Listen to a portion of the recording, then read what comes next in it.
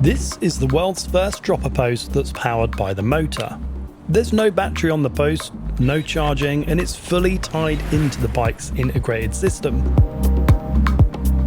The motor, the dropper, and the electronics all talk to each other, and it really shows how good e-bike integration is getting.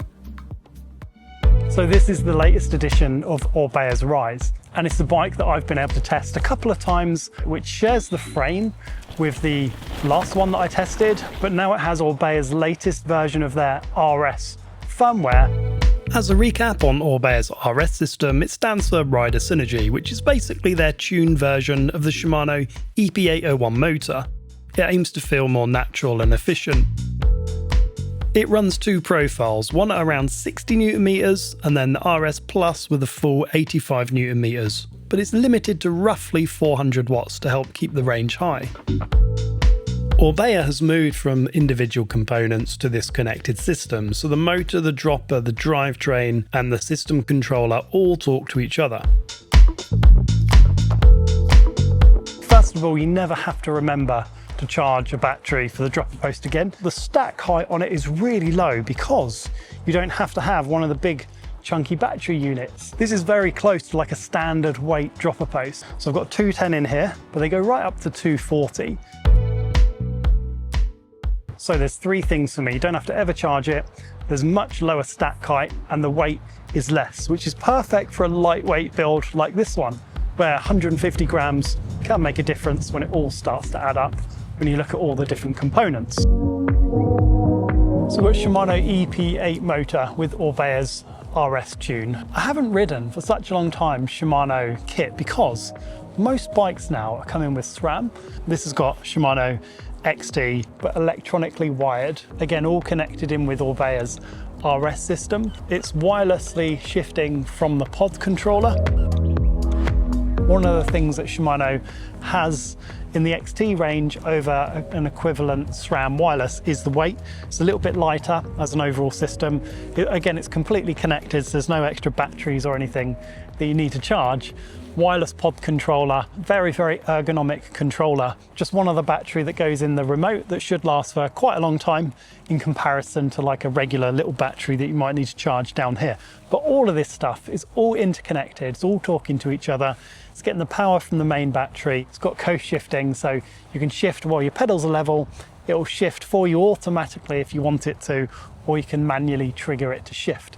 The new Orbea controller, or HMI as they call it, is super minimalist. There's no display on the bike, just this clean little unit with discrete LEDs that show your battery and what mode you're in. You can also switch between profiles straight from the bars, and if you hold the plus button down you get the Super Boost, which is a set duration of maximum output for using on steep, punchy climbs. So all of this stuff is cool integration that Orbea have done in partnership with Shimano, and it's really good to see.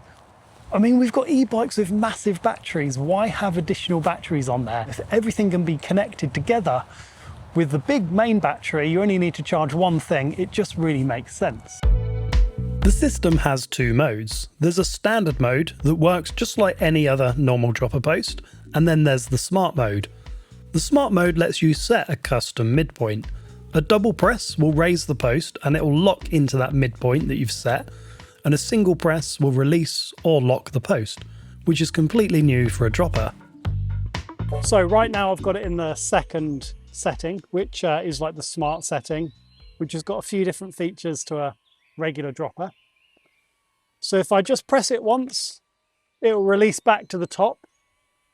But if I'm down and I press it twice, it will stop at this midpoint setting that I've set it at, which is pretty good. So you can pre-configure midpoints or specific heights in the app where you can tell it only go to that height when you double press it. So I'm going to show you how this thing actually looks when we take it out. It just looks like a standard dropper.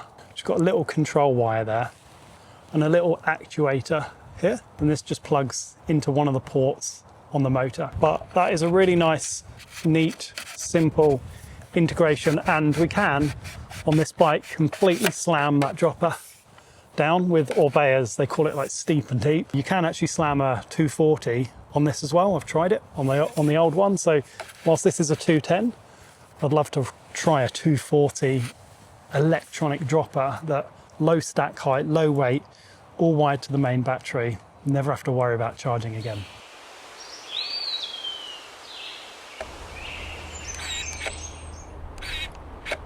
So there is a bit of an audio kind of motor servo noise, which is a little bit distracting, and maybe it's not quite as quick to engage or actuate as one of the SRAMs or the new Fox Neo. But they have some disadvantages too, like they're much heavier, they've got a much higher stack height, and they've got different batteries that you need to charge all the time, which you forget when you run out. It's really annoying. Believe it or not, it's the first time I've actually used the new Shimano Di2. Now, most bikes now are coming with SRAM, XO or GX, the wireless drivetrain. But I've been a fan of Shimano gears since I was a kid. I always bought Shimano. And it's been a shame that we've not seen them on many bikes, or many high-end bikes at least. But the new pod controller is very, very ergonomic, perhaps more so than like a SRAM one, because it feels a bit more traditional in where your fingers need to kind of go.